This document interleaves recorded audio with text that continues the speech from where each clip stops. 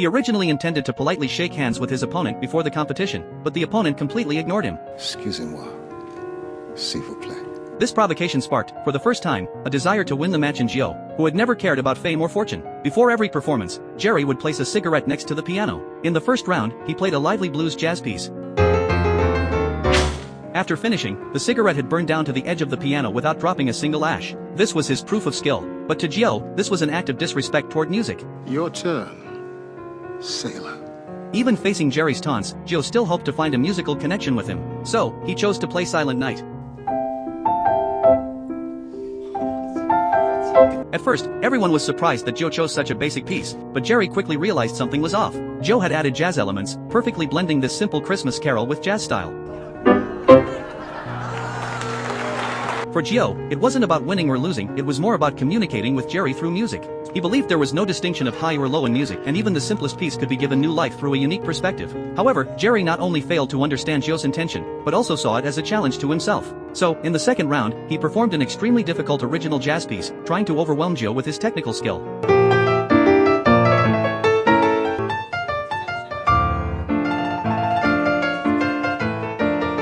Gio, moved by the music, shed tears and sincerely praised Jerry's craftsmanship. What is wrong with you? Can't help it. Music makes me cry. I put a year's pay on the line, and you sit here sniffling. Now you cut that out and you start thinking your music. I don't want to bet on me, I want to bet on him. He's the greatest. You are crazy. Yeah, but that way if you lose, you'll get your money back. When the performance ended, the entire audience erupted in applause. Jerry was confident that Gio couldn't surpass his technical ability, but unexpectedly, Gio chose to replicate Jerry's original piece. After hearing it just once, he played it even more smoothly than Jerry.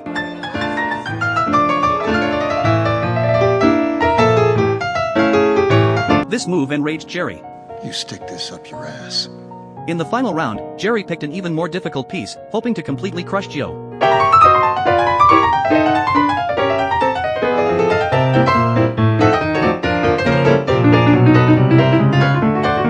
But Gio cared more about the emotional expression of the performer than the complexity of the technique. The entirely utilitarian nature of Jerry's performance infuriated him. To humiliate Jerry, Gio asked a friend for a cigarette. Max, give me a cigarette, will you? You don't smoke. What is the matter with you? You could lick this guy with one hand. Come on! After Jerry finished his performance and confidently poured himself a drink, thinking he had already won. At this moment, Gio mimicked Jerry by placing the cigarette on the piano. You asked for it, asshole. This time, he performed a four-hand duet.